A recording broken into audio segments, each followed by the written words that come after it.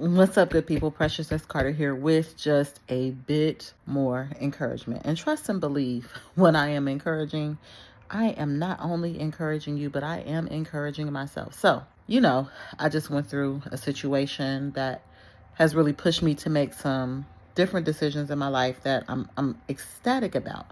But that does not mean that the enemy is not going to do everything that he can, manipulate my mindset. It only takes one seed. If it's given the right soil and the right nourishment, it will grow, right? So be sure that any seed of bitterness, anger, unforgiveness, hate, rage, it can't be planted in you and thrive.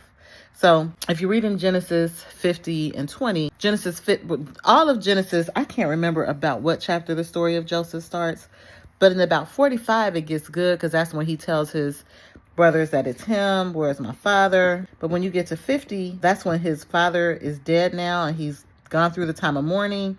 And now his brothers are feeling some type of way because they think that Joseph is about to start hating them and going to take things out against them. And if you remember the story of Joseph at all, I'm so intrigued by the season of life that God has me in.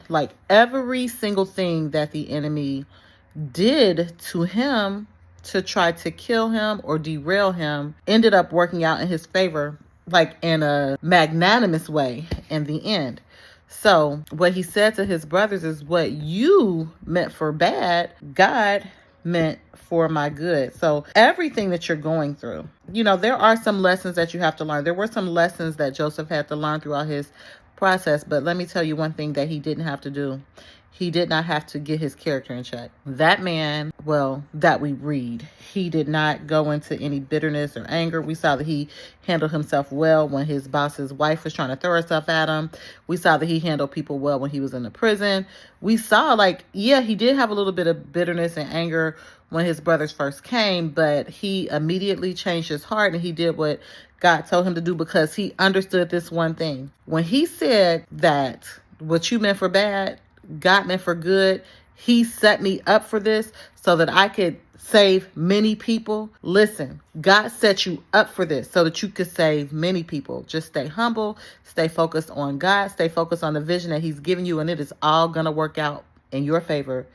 As we know, it is a finished fight. In the end, you win. I love you, and there's nothing you can do about it.